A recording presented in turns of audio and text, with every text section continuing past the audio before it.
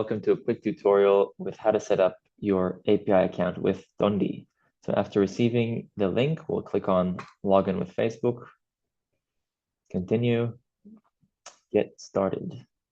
So first page, we're going to fill out some basic business information. Let's try and make sure the business portfolio name matches the business name. We'll add our business website URL and select the country.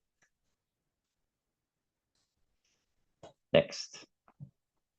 So if we're creating a new WhatsApp business account, we'll just click next.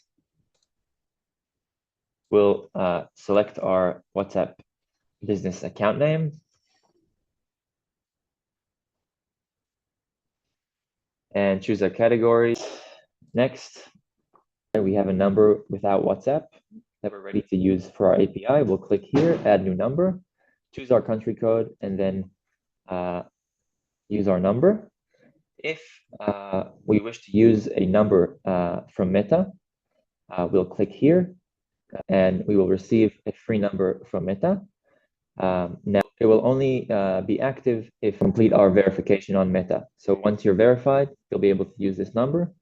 And another thing to know and think about is that this free number from Meta will be a US number, so 1555.